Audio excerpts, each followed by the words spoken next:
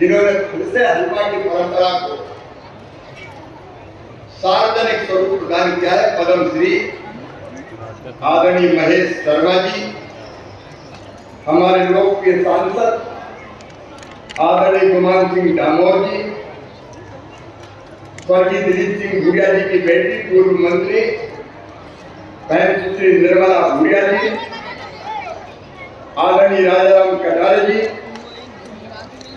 भाई कल सिंह भावन जी, भानु भूरिया जी, गौर सिंह कटारा जी, मंच पर विराजमान हमारे सभी पटेल सलती कदम सबको मैं प्रणाम करता हूँ, राम राम करता हूँ। इस तरह बैठे हुए हमारे सभी साथीगण, मेरी बहनों भाइयों भांजे भाइयों, आप सबको राम राम। आज सबसे पहले तो मैं आप सबको बधाई देने आया हूं, आपका स्वागत करने आया हूं। महेश जी, मैं आपका भी स्वागत करता हूं। हलवा की अद्भुत परंपरा को आपने सार्वजनिक प्रयास किया है। कल से आप आए कंधे पे जयती लेके, पहले जयती यात्रा निकाली, जयती की पूजा की और उसके बाद आपने हलवा की, वो हमारी जनजाति आदिवासी भाई बहनों की परंपरा जो आज दुनिया को बचा सकती है ग्लोबल वार्मिंग से, उस परंपरा के अंतर्गत आपने आज ट्रंच की खुदाई की, पानी के संरक्षण के लिए जो काम आपको दिया गया। सवेरे मुझे बताया 5 बजे लग गया, आप निकल गए,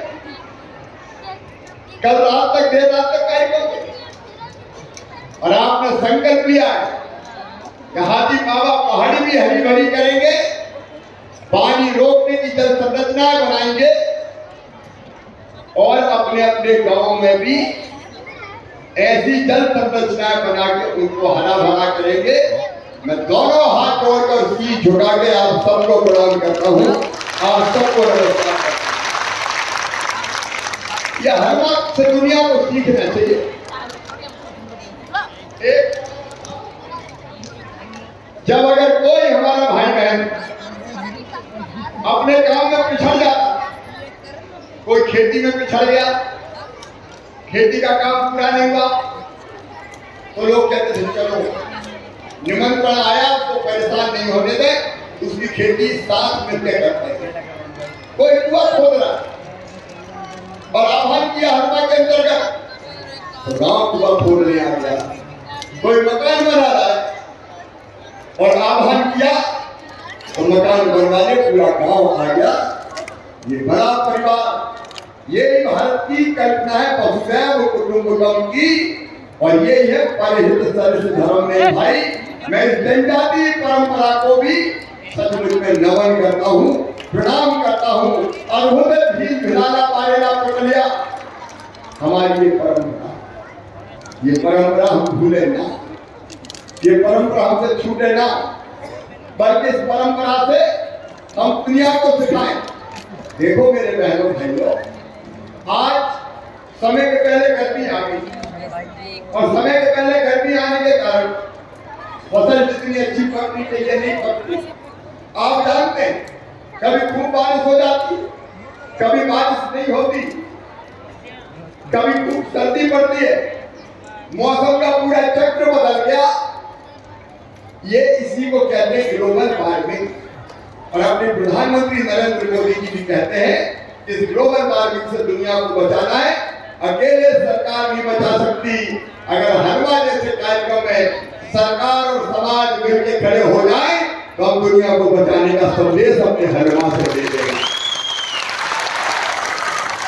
हलवा हमको यही सिखाता कि कैसे हम भी मेहनत करें। अभी हम और महेश जी बात कर रहे थे कि जनता की भावना और सरकार के साधन मिल जाए तो सारा काम आसान हो जाए। और मुझे खुशी है, हमने संकल्प किया, मैं भी महेश जी से कह रहा था, हर से भी कह रहा था कि हलवा की इस परंपरा को पूरे मध्य प्रदेश में लागू करेंगे। अकेले सरकार नहीं, समाज और सरकार मिलकर काम करेंगे। हम पानी बचाएंगे, जल संरचना बनाएंगे, हम पेड़ लगाएंगे और जो जरूरी काम है सरकार और समाज मिलकर करेगी। बोलियो तैयार हो आप? अरे पूछ रहा हूं, तैयार हो? हम मिलकर करेंगे। देखिए देश ऐसे ही बनता है, समाज ऐसे ही बनता है, ऐसे ही हम आगे बढ़ते हैं। और आज मुझे अत्यंत प्रसन्नता है कि हलवा के इस कार्यक्रम में मैं उपस्थित हो पाया। हम मिलकर हलवा की परंपरा को आगे बढ़ाएंगे, लेकिन हलवा की परंपरा के साथ आज विकास यात्रा का भी समापन हुआ।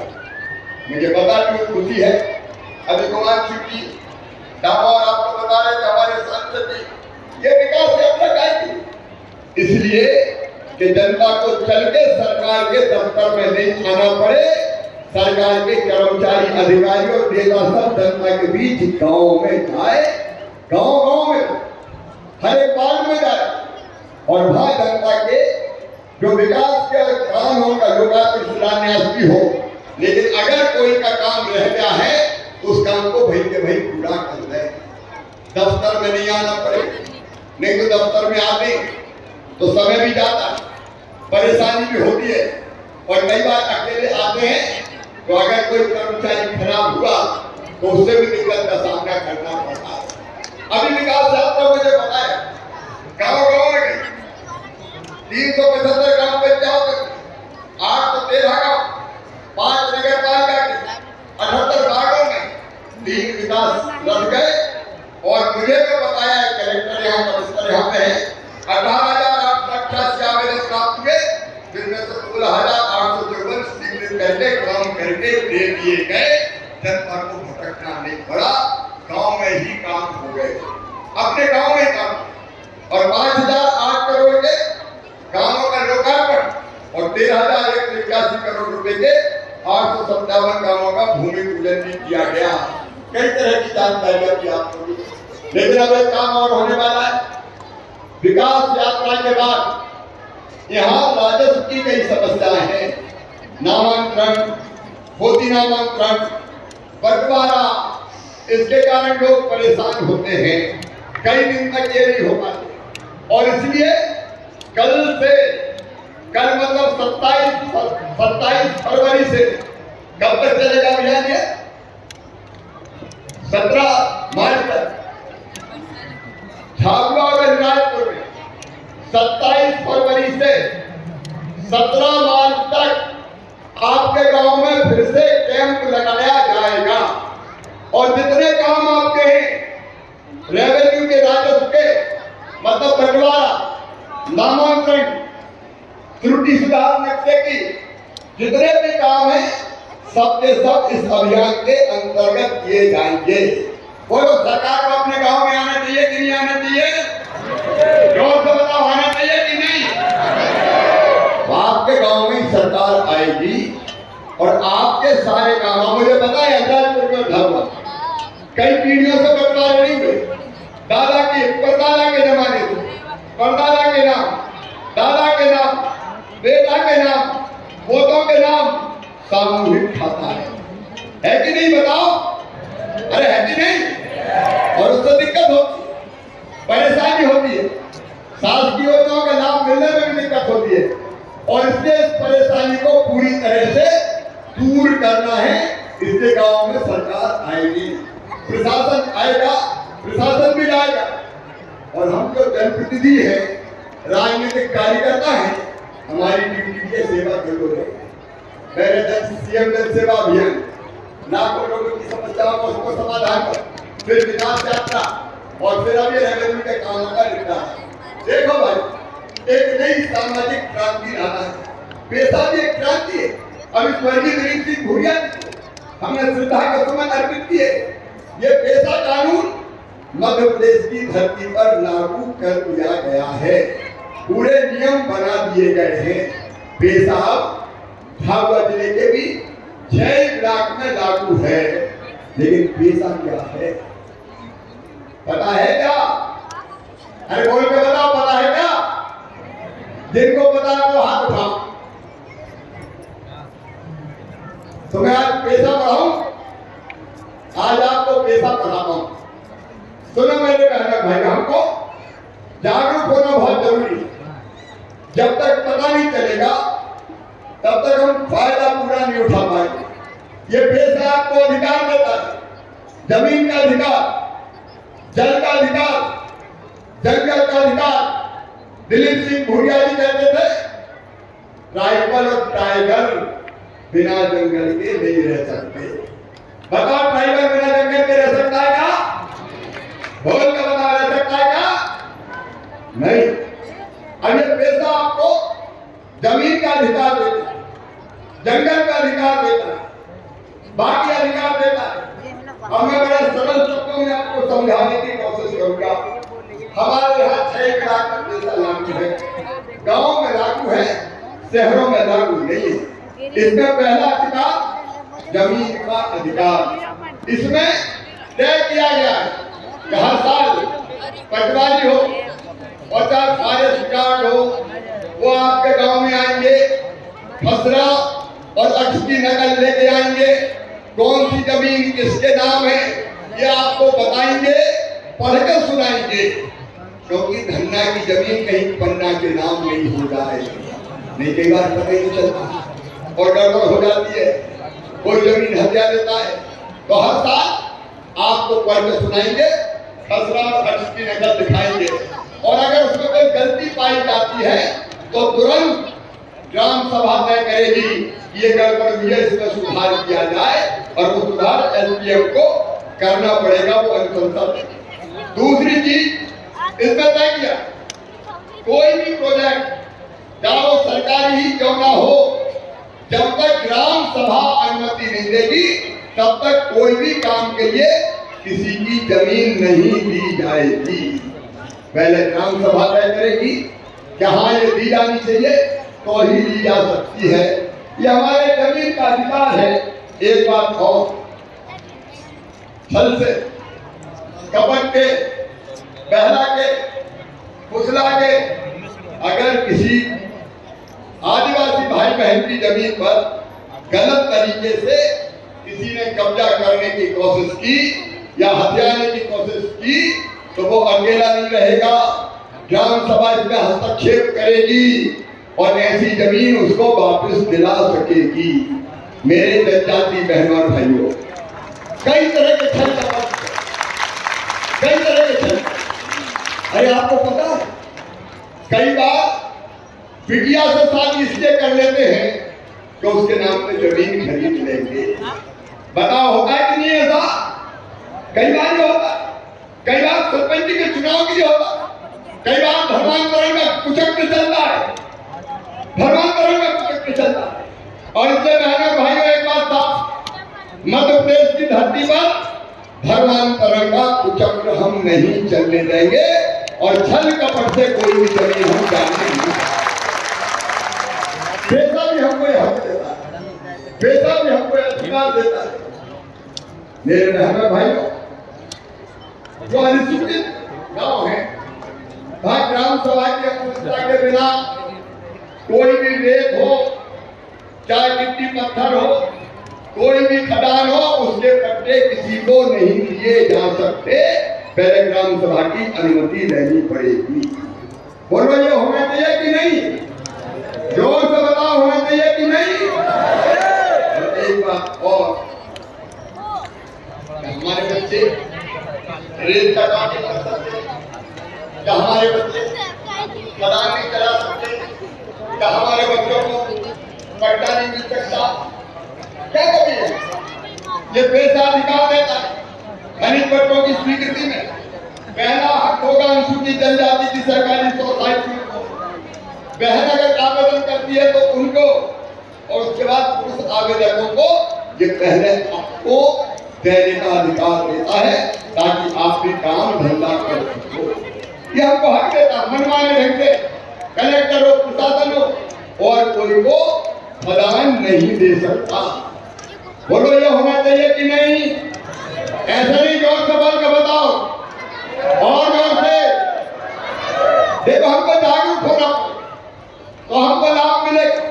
बेशक किसी के खिलाफ नहीं, बेशक हमारे हक हमको देता है।